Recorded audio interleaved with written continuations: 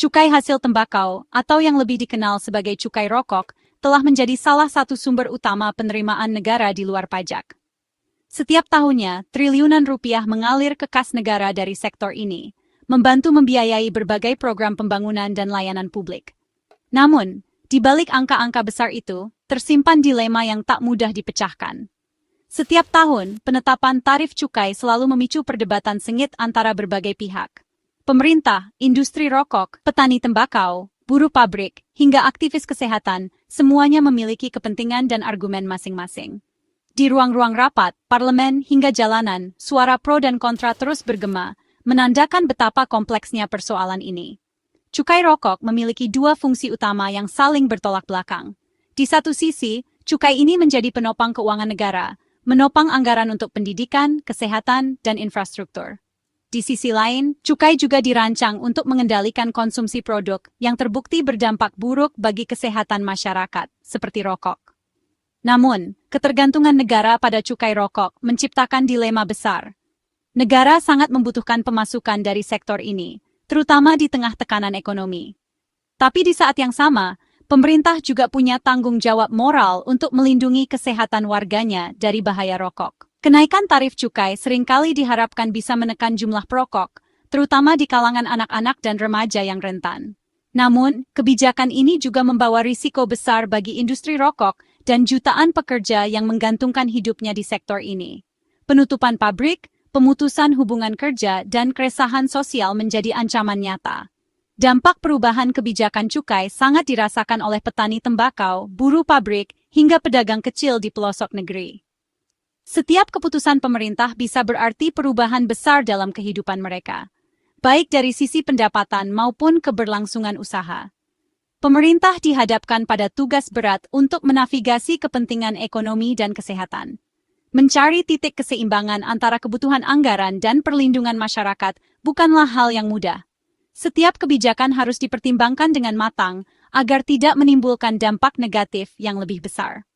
Dalam setiap keputusan soal cukai, pasti ada pihak yang diuntungkan dan ada pula yang dirugikan. Para pekerja yang tetap bertahan, pengusaha kecil yang harus beradaptasi, hingga masyarakat yang berharap harga rokok semakin mahal agar konsumsi menurun. Inilah arena pertarungan narasi yang tak pernah usai di Indonesia. Setiap tahun, perdebatan soal cukai rokok selalu menjadi sorotan, memperlihatkan betapa rumitnya mencari solusi yang adil bagi semua pihak. Dilema ini akan terus menjadi tantangan besar bagi bangsa Indonesia ke depan. Di tengah tradisi kenaikan tarif, pemerintah tiba-tiba memutuskan tidak menaikkan cukai rokok untuk tahun 2026. Menteri Keuangan Purbaya Yudi Sadewa mengumumkan keputusan ini usai dialog panjang dengan pelaku industri. Dukungan penuh datang dari Menko Perekonomian Airlangga Hartarto, menandakan stabilitas industri jadi prioritas utama. Pemerintah ingin memberi kepastian dan ruang bernapas bagi industri yang selama ini dihantui ketidakpastian regulasi. Keputusan ini mematahkan siklus kenaikan tahunan dan menimbulkan pertanyaan besar tentang arah kebijakan ke depan. Keputusan menahan cukai lahir dari dialog intensif yang berlangsung selama berbulan-bulan, melibatkan berbagai pihak dari pemerintah dan pelaku industri. Proses ini tidak hanya sekadar pertemuan formal, tetapi juga diskusi mendalam yang membahas dampak kebijakan terhadap keberlanjutan bisnis dan perlindungan tenaga kerja. Dialog antara pemerintah dan pelaku industri berlangsung secara terbuka, dengan kedua belah pihak menyampaikan kekhawatiran dan harapan mereka secara langsung.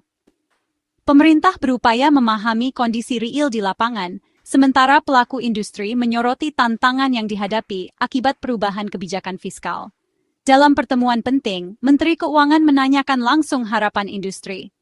Menariknya, industri tidak meminta penurunan tarif, melainkan menekankan pentingnya stabilitas agar mereka dapat merencanakan masa depan bisnis dengan lebih pasti. Permintaan ini menunjukkan adanya kesadaran bersama akan perlunya keseimbangan antara penerimaan negara dan keberlangsungan usaha. Selama ini, kenaikan cukai yang mendadak membuat industri kesulitan merencanakan bisnis dan tenaga kerja. Banyak perusahaan harus melakukan penyesuaian mendadak yang berdampak pada efisiensi operasional dan bahkan berpotensi mengancam lapangan pekerjaan. Ketidakpastian ini menjadi perhatian utama dalam setiap diskusi. Pemerintah kini lebih akomodatif, membuka ruang diskusi dan membangun konsensus dengan produsen besar. Melalui pendekatan kolaboratif, pemerintah berusaha menciptakan kebijakan yang tidak hanya menguntungkan negara, tetapi juga memperhatikan keberlanjutan industri dan kesejahteraan pekerja. Keterlibatan Menko Perekonomian dan Menkeu menegaskan pentingnya stabilitas ekonomi nasional. Kehadiran mereka dalam dialog ini memperlihatkan komitmen pemerintah untuk menjaga keseimbangan antara kepentingan fiskal dan pertumbuhan industri. Dialog ini menjadi forum strategis untuk memahami tekanan industri setelah serangkaian kenaikan tarif yang cukup signifikan. Melalui diskusi terbuka, pemerintah dapat mendengar langsung masukan dari pelaku usaha dan mencari solusi bersama. Upaya ini mencerminkan pencarian jalan tengah di tengah kepentingan yang saling bertentangan.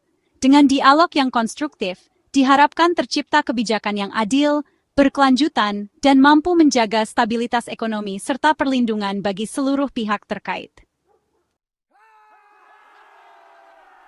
Menko Perekonomian Airlangga Hartarto menegaskan, inti kebijakan ini adalah kepastian. Dengan tarif tak berubah, pelaku usaha bisa merencanakan bisnis dan investasi dengan lebih tenang. Industri tembakau sektor padat karya sangat bergantung pada stabilitas regulasi. Pemerintah berharap jeda kenaikan tarif mendorong efisiensi dan inovasi, menjaga daya saing industri. Dukungan Airlangga memberi bobot politik dan menegaskan keputusan ini sebagai hasil koordinasi tingkat tinggi. Fokus pemerintah 2026 bergeser, bukan lagi menaikkan tarif, tapi memberantas rokok ilegal. Kenaikan cukai yang terus-menerus justru memicu maraknya rokok tanpa pita cukai, merugikan negara dan industri legal. Pemerintah memilih menekan peredaran rokok ilegal lewat penegakan hukum dan insentif bagi produsen ilegal yang mau masuk sistem formal. Pendekatan carrot and stick, penindakan tegas diimbangi kemudahan perizinan. Harapannya, penerimaan negara meluas tanpa membebani industri legal. Jika berhasil, strategi ini menciptakan persaingan adil dan meningkatkan penerimaan cukai. Ini pertaruhan besar dalam reformasi kebijakan pertembakauan nasional. Pemerintah menyiapkan kawasan industri hasil tembakau terpusat sebagai solusi konkret.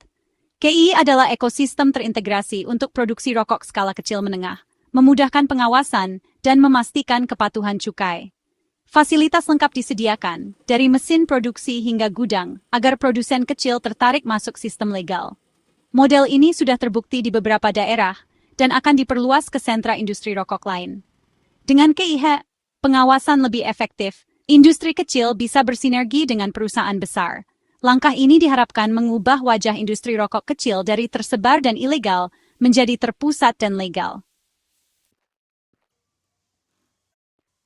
Industri rokok menyambut lega keputusan ini, melihatnya sebagai peluang konsolidasi dan perlindungan tenaga kerja. Gaprindo bahkan lama berharap ada moratorium kenaikan cukai. Bagi industri, stabilitas harga dan regulasi adalah kunci kelangsungan usaha dan kontribusi pada negara. Namun, pegiat kesehatan seperti CSD menilai kebijakan ini mundur, mengabaikan dampak buruk rokok pada kesehatan publik. Mereka khawatir harga rokok yang tetap terjangkau akan meningkatkan prevalensi perokok, terutama di kalangan anak-anak. Dilema ekonomi versus kesehatan kembali mencuat tajam. Kebijakan ini jadi perdebatan panas di ruang publik. Data BPS 2025 menunjukkan rokok kretek filter adalah pengeluaran terbesar kedua rumah tangga miskin setelah beras. Pengeluaran untuk rokok menyumbang signifikan pada garis kemiskinan, mengurangi alokasi untuk makanan bergizi. Kenaikan cukai bisa jadi shock therapy, tapi jika konsumsi tak turun, justru memperberat beban ekonomi keluarga miskin. Keputusan menahan cukai bisa melanggengkan pola pengeluaran tidak sehat di masyarakat miskin. Tantangan pemerintah merancang kebijakan yang menyeimbangkan ekonomi, kesehatan, dan perlindungan masyarakat miskin.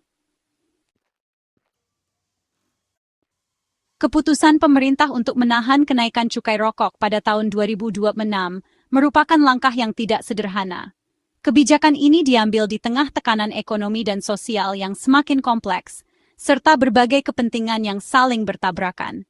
Dampaknya pun sangat luas, tidak hanya bagi industri rokok, tetapi juga bagi pekerja, petani tembakau, hingga masyarakat umum yang terdampak secara langsung maupun tidak langsung.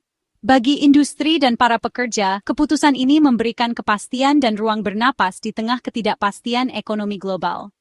Ribuan pekerja di sektor ini merasa lebih aman, setidaknya untuk sementara waktu, dari ancaman pemutusan hubungan kerja.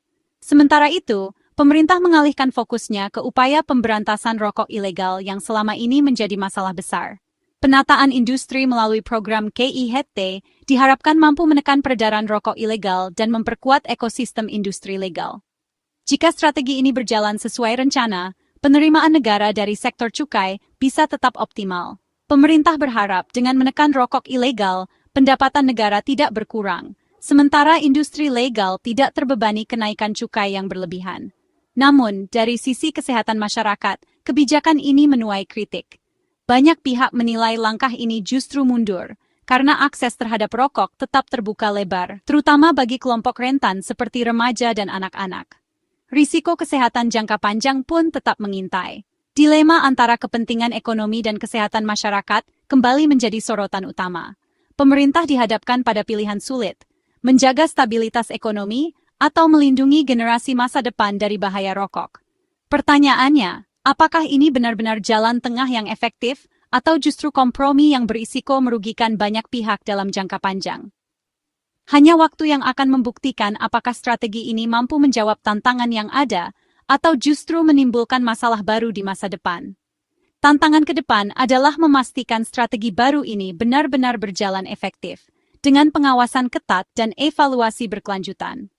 Semua pihak harus bekerja sama agar masyarakat tetap terlindungi dari bahaya rokok tanpa mengorbankan stabilitas ekonomi nasional.